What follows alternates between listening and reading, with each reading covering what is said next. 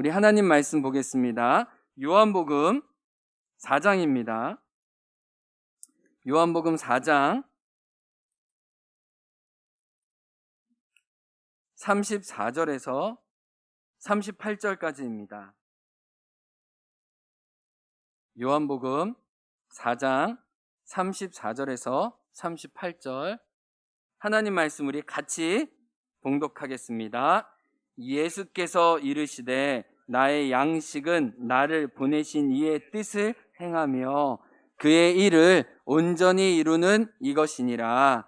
너희는 넉 달이 지나야 추수할 때가 이르겠다 하지 아니하느냐. 그러나 나는 너희에게 이르노니 너희 눈을 들어 밭을 보라. 기어져 추수하게 되었도다.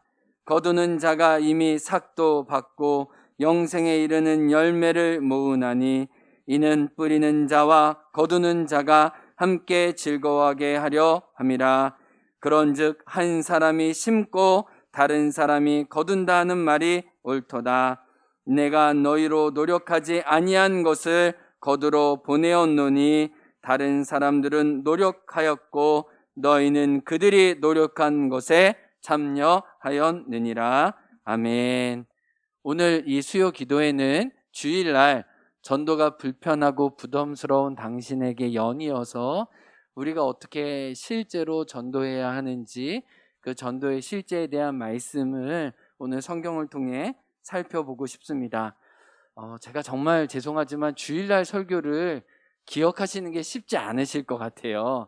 주일날 제가 어떤 메시지를 전했냐면 우리가 전도하려고 할 때 전도하는 메시지도 너무 중요하지만 그 메시지를 전하는 우리가 내가 만나려고 하는 사람에게 신뢰의 대상이 되는 것이 너무나 중요하다고 이야기를 했습니다. 그 신뢰를 통해 복음의 문이 들어간다라고 여러 어떤 조선의 선교를 통해 또 선교사님들의 발자취를 통해 요즘 우리들의 모습을 통해 생각해 보았습니다. 그러면서 신뢰의 모습을 갖는 것과 두 번째는 확신이 필요한데 예수님이 한 사람을 위해 보냄을 받은 것처럼 나도 전도하려는 대상에게 그 한 사람을 위해서 내가 이 땅에 이곳에 보냄을 받았다는 확신과 어느 누구도 복음이 필요하지 않는 사람이 없으니 그에게 복음을 주는 것이 최고의 선물이라는 믿음을 가지고 내가 만나는 사람에게 대하는 것이 필요하다고 이야기를 했습니다. 그러면 우리가 신뢰의 모습으로 확신을 가지고 전도의 대상자, 우리의 형제 자매들에게 다가갈 때 어떤 모습이어야 되는지 좀 이 과정에 집중해 보겠습니다. 제가 우리 예린이 하이리가 집사부 일체라는 TV 프로그램을 보더라고요. 제가 지나가듯이 봤는데 굉장한 많은 영감을 얻었습니다. 북한에서 이제 넘어오시고 아버지와 함께 넘어오신 이 최현미 권투 선수였는데요. 저는 이 권투 선수를 잘 몰랐어요. 근데 정말 어려운 역경 가운데 이 권투 선수로 오셨더라고요. 그래서 정말 체급을 세 체급 높여서 계속 우승 매치를 하실 정도로 정말 악바리처럼 하루에 한 17시간인가 운동하시고 운동할 때는 핸드폰도 안 받고 다른 것도 안 받고 오로지 운동에만 집중하시는 분이신데 이분이 이제 일일 제자로 오신 이 연예인들에게 권투를 알려주는데 제가 여기서 이 전도에 대한 영감을 다시 한번 얻었어요. 이분이 무슨 얘기를 하냐면 대부분 권투를 얘기할 때 강력한 펀치를 날려서 상대방이 KO 당하는 거를 생각한다는 거예요. 근데 실제로 이 권투 중에 그렇게 강력한 펀치를 날릴 때는 그렇게 많지 않다는 거예요. 대부분의 권투 링에서 경기는 다 뭐로 이루어졌냐면 잽으로 이루어졌다는 거예요. 그래서 실제로 권투 선수들이 연습하는 거 이렇게 이거 뭐죠? 이거 막 이렇게 돌리고 이런 거 보면 실제로 그거는 가볍게 잽을 날리기 위한 훈련이 대부분이라는 거예요. 근데 많은 사람들이 상대방을 제압하기 위해서 엄청난 힘을 주다가 힘을 주기 때문에 몸이 자연스럽지가 않대요. 그리고 스피드가 느릴 수밖에 없대요. 그래서 상대방이 강력한 펀치를 날리려고 할 때 그 힘과 그 스피드 떨어진 걸 보고 오히려 역습당하기가 쉽다는 거예요. 근데 잽은 가볍게 이렇게 주면 가볍기 때문에 오히려 가속력이 붙어서 맞을 때는 그 사람에게 더 충격이 많이 간다는 거예요. 그래서 이 잽하는 거를 계속 그 제자들한테 알려주는 거예요. 이 잽을 가볍게 얼마나 힘을 빼고 빠른 스피드로 하느냐에 따라 이 권투 경기 한 70%가 이 잽으로 이루어졌다는 거예요. 근데 제가 여기서 어떤 영감을 얻었냐면, 우리가 전도하면 왜 불편하냐면, 뭔가 강력한 펀치를 날려가지고 내가 복음을 전하면 그 사람이 바로 예수님 믿겠다고 회개하고 막 주님께 돌아오는 역사가 있을 것처럼 너무나 무겁게 힘들게 생각한다는 거예요. 그러니까 주일날 제가 이발사 선생님이 김영 목에다 면도칼 대고 죽을 준비가 되어 있습니까? 라고 얘기하니까 그 사람이 놀래가지고 나는 아직 이 메시지를 받을 준비가 안 됐는데 너무 강력한 펀치를 한 번에 날리려고 하니까 때리는 사람도 받는 사람도 그 메시지를 소화하지 못하는 거예요. 그래서 우리가 전도를 생각할 때 내가 강력한 펀치를 통해 그 사람을 KO시켜서 주님께 돌아오겠다, 이런 전제보다는 가볍게 잽, 전도에서는 인격적인 관계겠죠. 내가 어떻게 자주 인격적인 관계를 그분과 맺으면서 그분과 거룩한 영향력을 주고받을까라는 어떤 좀 넓은 마음, 긴 마음, 좀 인격을 담는 마음이 필요합니다. 그래서 전도의 첫 번째 과정은 이 잽을 날리는 거구나, 이 잽을 그 사람과 내가 주고받는 과정이구나라는 전제가 필요해요. 강력한 펀치보다는 잽을 통해 내가 그 사람과 관계를 맺겠다. 그러면 첫 번째로는 전도하려고 할 때 내가 만나는 그 한 사람에 대한 이해가 필요해요. 다시 반복할게요. 내가 만나는 그 사람이 예수님에 대한 이해가 어느 정도인지 아는 게 필요해요. 내가 만나는 사람을 이해하는 게 필요한데 그 사람이 예수님을 어떻게 알고 있는지 이해하는 게 필요하다는 거예요. 제가 나들목교에 있을 때 세례교육을 담당했다고 얘기했잖아요. 그렇게 딸의 결혼을 반대하던 분이 있어요. 저희 장모님 아니에요. 저희 장모님 아니고, 근데 이분이 어떤 생각을 했냐면, 이 예수님을 믿으면은 제사를 드리지 못하니까, 이분이 철저하게 조상신을 섬겼던 분인데 예수님을 믿으면 제사를 드리지 못하니까 이 제사를 드리지 못하게 하는 예수님에 대한 반대가 너무 심했어요. 근데 딸이 예수님을 믿고 정말 예수님 때문에 다른 삶을 사는 걸 보면서 너무 마음이 불편한 거예요. 이제 이 제사의 중요성을 같이 공유하고 이렇게 준비해야 돼, 그 딸이 함께 동참하지 않는 것 때문에 굉장히 불편해 하셨어요. 그리고 또 사위가 믿는 사람이 왔는데 사위가 또 진짜 신실한 사람이었어요. 그래서 이분이 진짜 독해서 딸의 결혼식도 안 갔다니까요. 얼마나 진짜 독한 분이세요. 그런데 이분이 그러니까 가족을 그렇게 우선시했던 분이거든요. 그러니까 딸의 결혼식도 안 가고 그랬는데 남편에게 배신을 당한 거예요. 그리고 가족에게도 다 팽개침을 당한 거예요. 그러니까 본인은 제사도 섬기고 집안 대소사를 다 챙겼는데 남편에게도 가족에게도 내팽개침을 당하니까 내가 이렇게 조상신을 섬기고 내가 이렇게 가족을 위했는데 그 조상신도 나를 위하지도 않고 우리 가정을 지키지도 않고 나만 이렇게 희생양으로 여기 나와 있다는 그 버림받았다는 비참한 생각에 정말 외톨이가 되었어요. 그때 딸이 찾아왔어요. 그리고 딸이 자기 얘기를 하는 거예요. 예수님 이야기를 하는 거예요. 그러면서 이분이 오랜 한 2년의 시간을 거쳐서 마음을 점점 열고 결국 세례교육까지 오게 되는데, 워낙 저랑 과정이 비슷해가지고 제가 그분의 이야기가 잊혀지지 않아요. 그렇게 조상신이 나를 지켜줄 거라고 생각했는데 예수 믿으면 그 조상신에게 제사 못하는 신이 아니냐. 그러니까 그분은 예수하면 제사 못 드리게 하는 나쁜 XX로 본 거죠. 그러니까 그분을 이해할 때 그분이 가지고 있는 예수님에 대한 이해를 우리가 알고 어떻게 접근하는 게 좀 필요해요. 어떤 분은 진짜 이 과학만 믿어가지고 신은 없다, 무신론으로 생각하는 사람에게는 어떻게 신에 대한 존재를 이야기할지 그 전제가 또 다른 거죠. 또 어떤 분은 그냥 그 인도 같은 경우에는 이런 분이 많은데, 인도에 이제 간디에게 영향력이 많잖아요. 근데 간디에게 영향을 준 분이 예수님 아닙니까? 그래서 예수님을 정말 우리의 구원자와 우리를 위해서 십자가에 죽으신 분으로 이야기하지 않고 그냥 도덕의 완성자 정도로만 얘기해요. 그러니까 어떤 분은 나 예수님 인정해. 근데 그분은 그냥 윤리의 완성자야. 그냥 좋은 그냥 모범가야라고 생각할 수 있다는 거예요.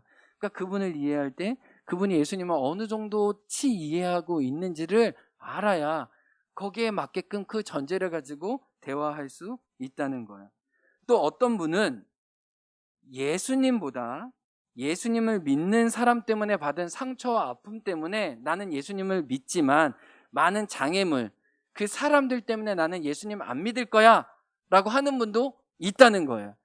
그러니까 그분이 예수님을 믿는데 예수님에 대한 어떤 인상과 이미지를 갖고 있는지를 우리가 알고 거기에 맞게끔 접근해야 돼요. 그러면 그분이 예수님에 대한 이해를 알았잖아요. 그러면 그 다음 뭐냐면 나는 그분에게 몇 번째 징검다리가 될 건지 이해하는 게 필요하다는 거예요. 그분이 아직 신을 인정하지 않아. 아니면 그분은 완전히 신을 인정해. 아니, 그분은 이제 완전히 마음이 깨져서 예수님께 돌아오려고 해. 그러면 나는 여기서 어떤 징검다리가 될 건가? 정말 나랑 같이 이제 예수님을 영접하는 이 단추를 내가 맬 것인가? 아니면 이분은 예수님 믿는 사람 때문에 상처를 많이 받아서 오히려 내가 좋은 관계를 통해 좋은 인상을 주는 게 좋은 건가? 아니면 이 사람은 성경을 통해 예수님을 지금 알고자 하는데 그러면 나랑 성경 읽기를 통해 예수님이 누구인지 말씀을 통해 하나씩 공부하면서 알아갈 건가? 이 사람이 예수님에 대한 어떤 마음이 있는지 알아야 내가 어떤 역할을 할지 내 역할을 설정할 수 있잖아요. 무조건 저기 반대쪽에 있는 사람한테 무조건 예수님 믿으라 이쪽으로 올 수 있는 게 아니잖아요. 하나하나씩 단계가 필요하잖아요. 그래서 제가 이제 선교학을 배울 때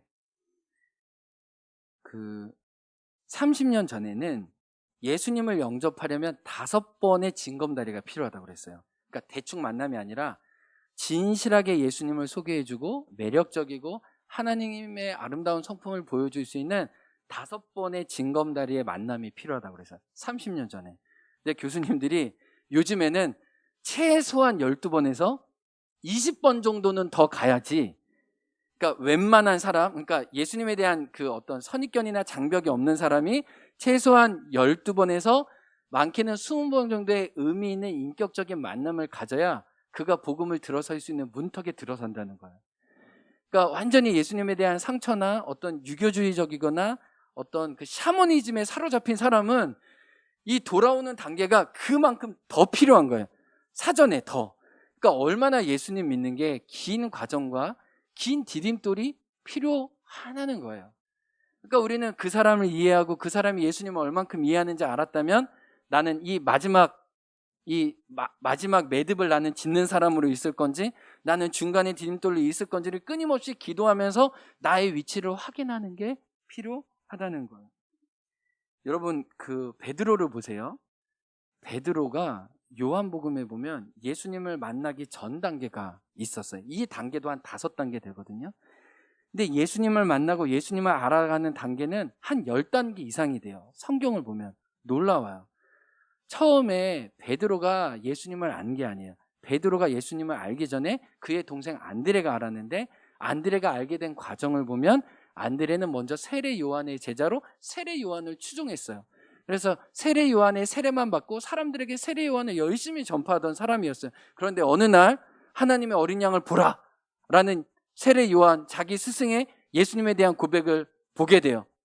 그리고 세상을 구원할 어린 양이다라는 그 소식을 듣고 세례 요한의 허락하에 파송을 받아 예수님의 제자가 되죠. 예수님이 와서 보라고 얘기하고 예수님과 시간을 머물고 난 다음에 너무 예수님과의 감격적인 마음으로 형에게 예수님을 소개해요. 그리고 형이 예수님께 왔을 때 예수님이 그에게 뭐라고 그래요? 너는 시몬이구나. 너는 장차 개발아 할 거야. 그래서 베드로가 여태까지 한 번도 들어보지 않았던 어떤 자기에 대한 새로운 비전과 가능성을 말씀해 주신 예수님을 만나요. 근데 그러고 난 다음에 제자가 된 게 아니에요. 그 다음에 여러 시간이 지났는데 결정적인 계기는 또 누가복음 4장에 보면 베드로의 장모의 열병을 예수님이 치유해 주세요. 그래서 장모가 나서 그 자리에서 예수님을 다시 수종을 들어요. 그때 뭐를 알게 되냐면 베드로는 하나님의 능력이 다만 말로만 아니라 이 열병과 기적을 치유하실 수 있는 치유와 기적의 이 예수 그리스도의 능력에 대해 눈을 열게 돼요. 그러고 난 다음에 자기가 빈 그물이었을 때 예수님이 오셔서 깊은 데에 가서 고기를 낚으라 하고 거기서 주라고 그때서야 고백해요. 그리고 나는 죄인입니다. 그때서야 예수님을 따라가게 돼요. 그러니까 베드로 한 사람만 봐도 예수님을 알기까지 수많은 징검다리와 단계가 있었기 때문에 필요한 사람과 환경과 믿음의 역사를 통해 베드로가 우리가 아는 베드로가 되었다는 것을 우리는 인식할 필요가 있습니다. 그래서 우리가 하나님, 내가 그 사람에게 지금 어떤 징검다리가 돼야 될지 알려주십시오 라고 기도할 필요가 있어요. 제가 이제 잠시 장모님에 대한 이야기를 하려고 하는데, 장모님은 예수님을 믿는 사람들에 대한 상처와 이 아픔이 있으셨어요. 그런데 제가 너무 감사한 건 제가 결혼해서 보니까 이 며느리가 너무나 우리 장모님에게 좋은 징검다리 역할을 해주셨어요.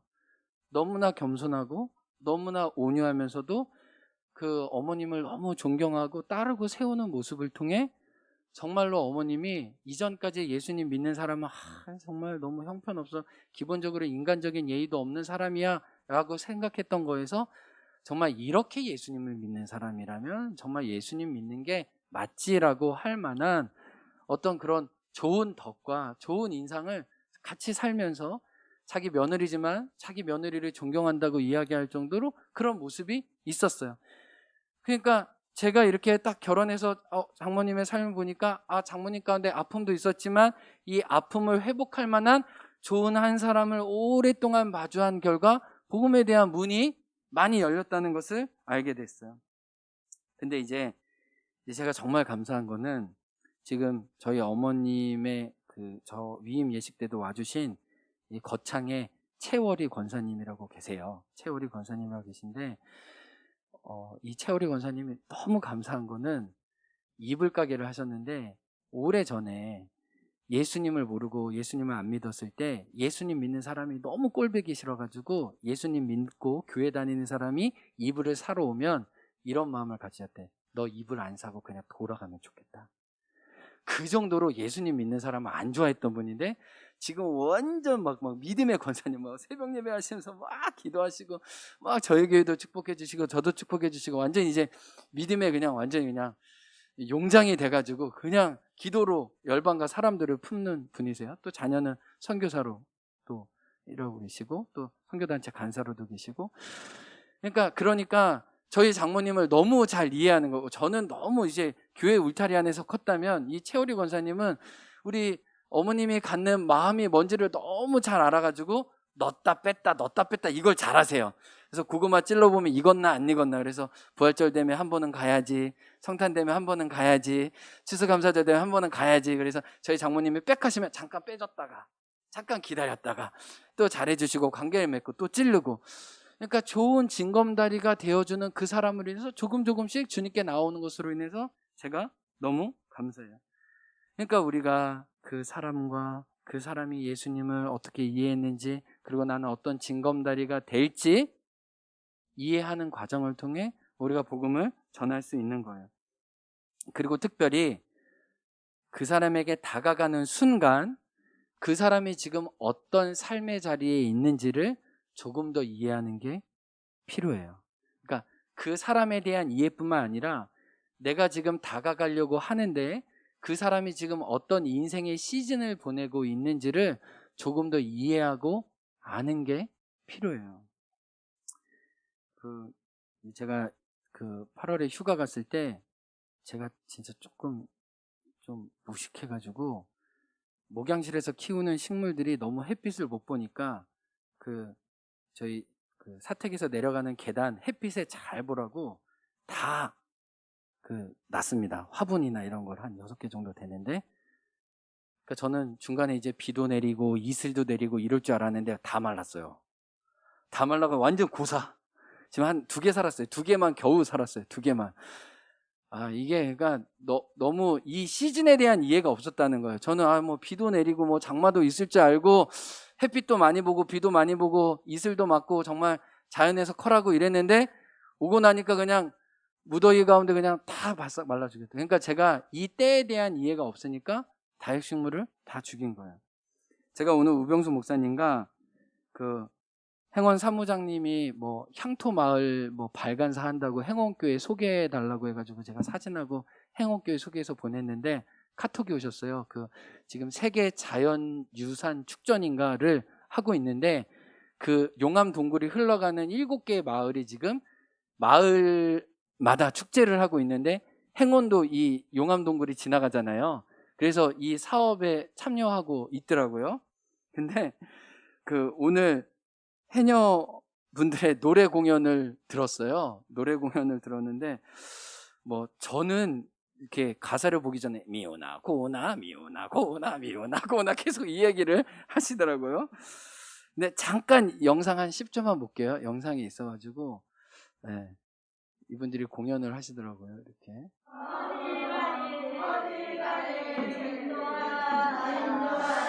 이것만 한 3분 이상 하시더라고요. 이것만 이렇게 하시다가 근데 도대체 이게 무슨 말인지 저는 통역이 안 되더라고요.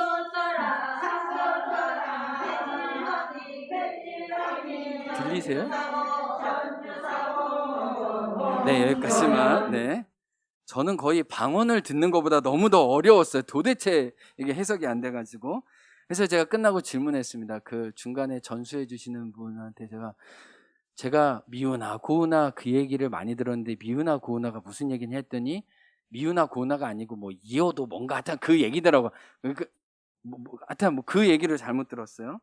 근데 이분이 어떤 얘기를 하시냐면은 노래 가사를 길게 보여주는 현수막을 봤더니 선장에게 갑질당한 이야기.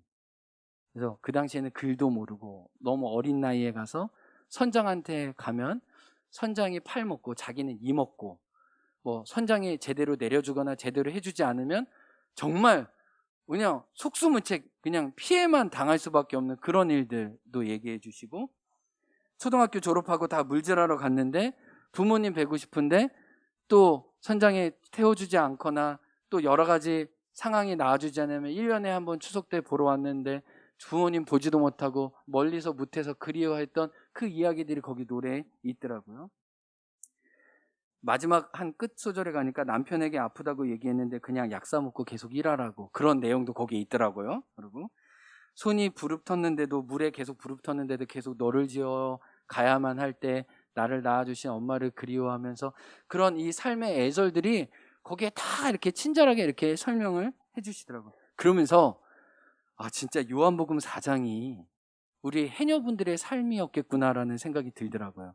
설명해 주시는 그분이 누군지 모르겠는데 지금 저 젊은 해녀들은 우리 어머니 세대가 어떻게 물질을 했는지는 모르고 이야기만 들었지 진짜 그 설명해 주시는 어머님 해녀들의 세대는 너무나 외롭고 너무나 고달프고 자기가 물질하지 않으면 자기 가족들이나 자기 동생들을 부양할 수 없으니까 그렇게 생명을 내걸고 자기 한번 부스러지게 그렇게 물질을 하셨다고 얘기하는데 제가 속으로 이거는 요한복음 4장 행언니 버전판이네? 이런 생각이 든 거예요. 얼마나 외로웠을까? 얼마나 목말랐을까? 얼마나 그리웠을까? 얼마나 쉬고 싶었을까? 얼마나 날 알아주는 사람이 있으면 좋았을까라는 그 애절함들이 이 노래에 다 있더라고요. 그러면서 예수님이 만약에 이 해녀분들에게 찾아가시면 무슨 말을 하셨을까?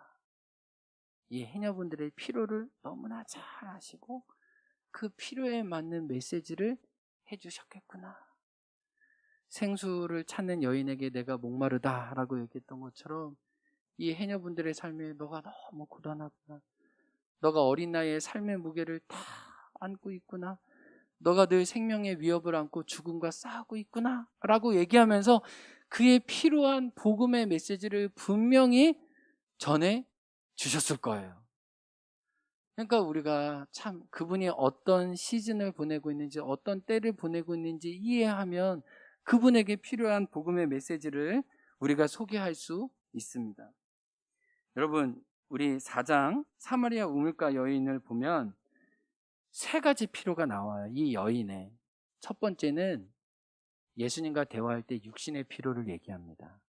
그래서 예수님이 뭐라고 얘기하세요? 나도 목마르니 물을 달라고 얘기한 거예요. 근데 이 여인이 육신의 필요가 뭐가 있었어요? 늘 물을 마셔야 하는데 이 물을 마셔야 하는 수고를 감당했던 거예요. 그러니까 이 육신의 필요에 대한 이야기를 하다가 어느 순간 대화가 깊어지고 난 다음에 예수님이 육신의 필요를 넘어서 이 여인의 정서적인 필요를 건드려 주세요. 너가 5 남편이 있었지? 지금 6번째 남편이지만 이 남편도 너의 남편이 아니구나라는 거를 무슨 말씀해 주실까요? 너가 외로웠지. 네가 누군가 연결되고 싶었지. 네가 간절히 누군가에게 안기기를 원했지만 한 번도 보호받지 못했구나. 너는 늘 벼랑 끝에 내쳐졌구나. 너는 늘 소외감을 누군가 있지만 늘 경험하는 삶이었구나라는 것을 예수님은 정서적인 필요를 알아주신 거예요. 그리고 나중에 육신의 필요와 정서적인 필요를 건드려주고 난 다음에 이 여인이 마음의 깊은 우밀이 드러나요. 이 여인은 사람들에게 조소받는 여인이었지만 예배에 대한 갈망이 있었어요. 예수님이 자기를 알아주니까 무슨 얘기를 해요? 예배 얘기를 꺼내요. 나도 예배하고 싶어요. 우리 조상들은 이 사마리아 그리핀산에서 예배했는데 나도 하나님을 예배하면서 하나님을 만나고 싶어요. 사람들은 나를 버림받은 여인이라고 하지만 나는 하나님과 연결되고 싶은 간절한 마음이 있습니다라고 이 영적인 필요를 얘기해요. 근데 예수님은 왜 예배에 대한 이야기를 하셨어요? 이 여인이 영적인 깊은 갈망을 아시고 너가 진정으로 예배할 수 있도록 내가 나의 영을 너에게 보내주겠다. 진리의 영으로 예배하는 그때가 너에게 올 것이다. 그러니까 제가 이 말씀을 묵상하면서 예수님은 이 여인의 필요를 처음에는 이 겉에서 보는 것, 그 다음에 사람들이 보지 못했던 내면의 것, 그리고 그 영혼의 중심에 깊은 것을 하나씩 만져주시면서 그것들을 채워주고 계신 것을 우리가 알 수 있어요. 그러니까 예수님이 얼마나 인격적이고 얼마나 섬세하게 우리에게 다가오세요. 그러니까 우리가 이런 예수님의 모습을 통해 나에게 다가가는 분이 지금 육신의 필요는 없지만 정서적인 필요가 있다면 그 정서적인 필요를 채우고 난 다음에 그의 영적인 갈망이 나갈 수 있도록, 아니면 어떤 분은 영적인 갈망이 지금 지극한 분들은 육신의 필요를 채울 필요는 없잖아요. 그러면 영적인 질문으로 바로 가서 하나님에 대해서 도전하고 하나님의 자녀로 다시 올바로 설 것을 우리가 촉구할 수 있어요. 그러니까 우리가 그 사람이 지금 어떤 필요에 있는지를 그 사람의 이 때를 잘 지켜보는 게 필요하다는 거예요. 예를 들어 지금도 인도 같은 데서는 워낙 그 인도의 인구가 많잖아요. 그러니까 이게 미전도 정독 같은 데 가면 실제로 기적과 치유의 역사가 많이 일어납니다. 복음을 전할 때 아픈 분들을 불러서 제가 이 몽골 선교할 때만 해도 정말 그 몽골 선교 가셨던 분들이 이 마을 부족 같은 데, 유목민들 같은 데 가서 예수님을 전하고 기도하면 정말 사람들이 일어나고 정말 여태까지 치유받지 못했던 것들이 가시적으로 치유나는 역사들이 몽골 땅만 해도 많았어요. 제가 이 2000년도 당시에 이제 몽골에 갔을 때만 해도 지금은 몽골이 많이 도시화됐지만 예수님의 예자도 들어보지 못한 사람들에게 예수님 어떻게 전할 거냐는 거예요. 그들에게는 가시적인 필요를 채워줘야 돼요. 특별히 그 가시적인 필요 중에 의료적인 혜택을 못 받고 늘 고생하기 때문에 팔이 펴진다든지 발이 걷는다, 눈이 본다든지 귀가 열린다든지, 그러니까 이런 어떤 몸의 필요들이 채워지면서 그들이 예수님에게 급속히 돌아오는 것을 보고, 인도에서도 지금도 선교사님 미전도 정도 갈 때마다 사람들이 살아나는, 육신이 치유되는 일이 너무나 많다는 거예요. 왜 그러냐는 거예요.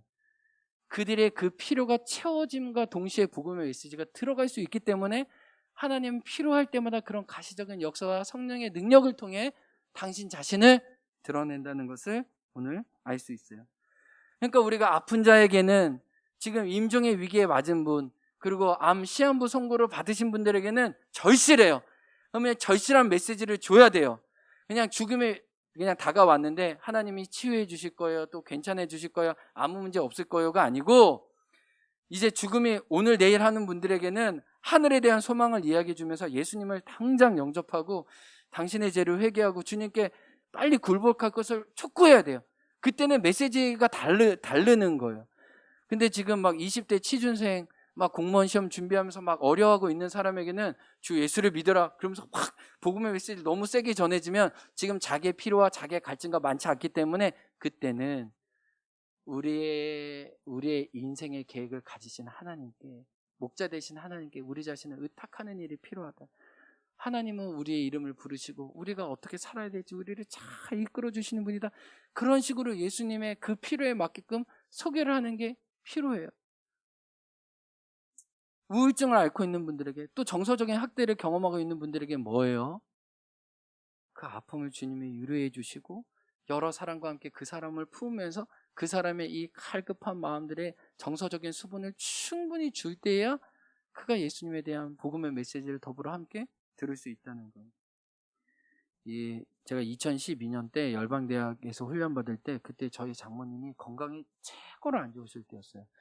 그러니까 자녀들 다 키우시고 시집장가 보내시고 난 다음에 여태까지 너무 고생하시면서 살았던 삶에 대한 그 아픔과 허망함과 우울증이 한꺼번에 오셨어요. 그래서 그 아들이 의사인데도 불구하고 아들한테도 얘기 안 하시고 여러 가지 약들을 막 처방 받으셨고, 그리고 막 이렇게 잠 오는 수면제를 드셔야만 했고, 이렇게 그 삶에 여태까지 쌓였던 그 우울함들이 한꺼번에 다 폭발되셨어요. 그래서 귀가 안 들리셨어요. 귀가. 근데 이제 저희가 열방대에서 훈련 받을 때 이제 어머님이 오셔가지고 내가 정말 죽겠다, 나 정말 못 살겠다. 그러니까 제가 볼 때는 그게 여태까지 쌓였던 이 가슴의 문제가 몸으로 다 드러난 거예요. 근데 그때 이제 해비치 그 숙소에 잡아서 하는데 장모님이 계속 귀도 안 들리고 이명도 오고 막 어지럽고 막 이 답답함을 호소하면서 나 죽겠다 나 죽겠다 하는 거예요. 그래서 제가 장모님한테 장모님, 제가 장모님 위해서 기도할까요? 어머니 위해서 기도할까요? 그랬더니 어머님이 나를 위해서 기도해달라고 하는 거예요. 그때서야. 그러니까 지금 어머니의 때는 그때였어. 누군가 나의 그 육신과 이 정서적인 이 아픔을 누가 옆에서 함께 받아주고 함께 기도해 줄 사람이 필요한 거예요. 그래서 제가 귀를 만져가면서 막 이렇게 기도했어요. 근데 이제 제가 그때 너무 이제 긴급해가지고 막 방언으로 기도하려고 할 때, 너무 방언으로 기도하면 우리 장모님이 또 놀랄까봐 저희 아내가 방언으로 기도하면 안 된다고 이렇게 하면서 귀를 만지면서 같이 기도했어요. 하나님, 우리 어머니가 얼마나 힘든 삶을 살아왔는지 아시죠? 그 가난을 헤치고 그 힘든 장소로서의 삶을 살았지만 여기 몸이 빼쩍 말라서 연약한 한 사람이 여기 있습니다. 그러면서 장모님 위해서 기도하고 장모님 저랑 같이 영적 기도해요. 그래서 예수님이 누구신지 말씀드리고 예수님에 대한 기도를 같이 나눴어요. 근데 지금은 또 이제 엄청 건강해지셨어요. 이렇게 해가지고. 그러니까 그때를 정확히 팍 찔러야 돼요. 그때를 팍 찔러야 돼요. 그러니까 우리 애들도 막 고등학교 때 재수하고 뭐 이렇게 대학 못 들어가고 막 입시에 낙방하고 막 취직 안 되고 이럴 때 푹 들어가야 돼요. 너에게 진짜 필요한 건 예수님이다. 막 인생이 승승장구하고 잘 될 때는 예수님 얘기해도 별로 안 듣잖아요. 그때는 늘 좋은 징검다리로 관계를 맺다가 그가 깊은 위기 가운데 있을 때 훅 찔러서 그가 더 깊게 주님께 다가올 수 있도록 우리가 이렇게 설득하고 늘 준비되는 게 우리에게 필요하다는 거예요. 그래서 말씀을 마칩니다. 예수님은 복음을 전할 때 공식화하지 않았어요. 그의 사람의 이해에 맞게끔 다가가시고 그 때에 맞는 메시지로 그의 필요를 채워주시면서 함께 하셨어요. 여러분, 오늘 말씀을 들으면서 어떤 공식을 생각하지 마세요. 예수님은 늘 분별하고 지혜롭게 그 사람을 이해하시고 그 사람에 맞는 때에 필요한 모습으로 다가가셨다는 것을 보고, 하나님, 나는 오늘 내가 그 사람에게 어떤 징검다리가 되어야 할지, 그 사람의 필요를 채우면서 어떻게 예수님을 적절하게 그때 전해야 될지 성령님께 깨어있게 해주십시오라고. 정말 종합예술이죠. 이 전도는 성령님의 인도를 받는 종합예술의 과정을 제가 잘 밟아가게 해주십시오라고 기도하는 게 필요합니다. 오늘 말씀에 보면은 요한복음 4장 36절에 보면 뿌리는 자가 있고 거두는 자가 있대요. 37절을 한번 읽어볼까요? 시작. 그런즉 한 사람이 심고 다른 사람이 거둔다는 말이 옳도다. 여기에 어떤 사람이 나와요? 심는 사람과 거두는 사람. 한 50명 정도, 20명 정도가 심고 한두 명 정도가 거두는 거예요. 중요한 것은 지속적으로 씨를 뿌리고 이 밭을 가꾸고 하나님의 때를 기다리면서 이제 낫을 베어 추수할 때를 기다리는 이 전 과정이에요. 어느 때는 낫만 베게 하실 수 있어요. 근데 어느 때는 부단히 씨만 뿌리게 해주실 수 있어요. 그때는 우리가 몰라요. 그런데 중요한 거는요, 지속하는 하는 거예요. 지속하고 하나님의 인도하심과 하나님의 역사하심을 바라는 마음으로 그 옆에 계속 있는 게 오늘 말씀의 결론이에요.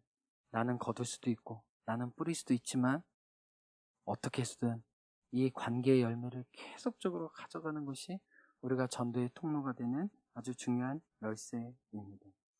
그래서 우리 기억하길 원합니다. 우리 이명희 권사님 진짜 올해 목장 이름 너무 잘 지으셨어요. 디딤돌 목장. 우리 같이 결심하기는 디딤돌 목장만 디딤돌이 되는 게 아니고요. 나도 디딤돌과 징검다리로 정말 복음이 필요한 사람에게 복음의 필요한 메시지를 전하기를 원합니다. 이 시간 기도 먼저 하겠습니다. 한 4가지 기도 제목으로 기도할 건데요. 첫 번째, 우리가 전도를 위해 해야 할 것이 먼저 기도입니다. 기도는 우리에게 하나님의 마음과 하나님의 영감과 하나님의 지혜를 줍니다. 우리가 또 기도할 때 전도에 대해서 무딘 마음에 대해서 회개하게 됩니다.